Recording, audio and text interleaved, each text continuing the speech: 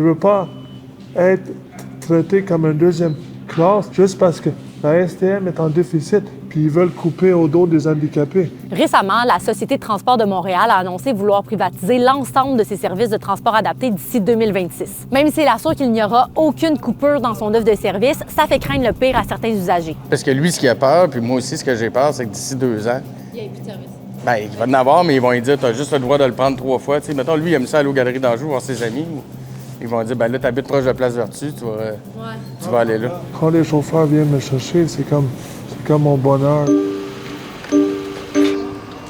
On a un de nos clients préférés, Remo Analytis, que ça fait 12 ans, quasiment exactement en même temps que j'ai commencé à être chauffeur. Donc, c'est un membre de notre famille, puis c'est un usager qui va à l'école, qui travaille, qui va au centre d'achat, qui a des loisirs comme tout le monde, puis il a le droit d'utiliser le transport adapté. Il a autant le droit qu'un autre usager qui prend le métro ou l'autobus toute la journée, là, de s'épanouir dans le transport en commun. Et j'ai peur de perdre le service qualité qu'ils donnent, le service expérimenté puis abordable pour tous, l'attachement qu'on a avec les chauffeurs. Le plus que les chauffeurs d'autobus font, les taxis ne vont pas faire ça. Les taxis, là, ils vont dropper là, devant la porte, arrangez-vous.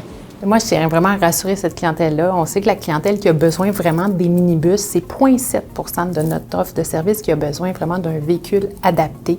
Et dans ce qu'on est en train de travailler, on va s'assurer de toujours avoir le bon véhicule pour assurer l'ensemble des déplacements qui sont requis au transport adapté. Il y a beaucoup d'empathie. Quand les employés aiment faire quelque chose, c'est une gestion de changement, c'est un grand changement pour eux, mais qui est nécessaire pour la pérennité du transport adapté et de l'entreprise.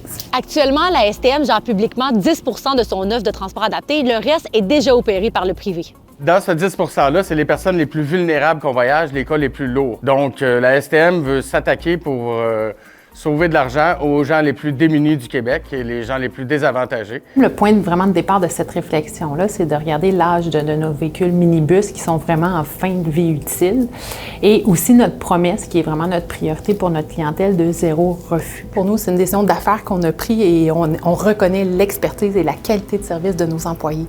Donc, c'est pas une décision qui s'est prise sur cette nature-là. Quand vous parlez d'une décision d'affaires, c'est vraiment que vous allez sauver des coûts en allant vers la privatisation. On a beaucoup de pression pour revoir notre façon de travailler, revoir nos modèles d'affaires, améliorer. Fait que oui, il y a une économie récurrente d'à peu près 15 millions qui peut venir avec cette modification-là et des coûts évités d'importants d'infrastructures de plus de 100 millions.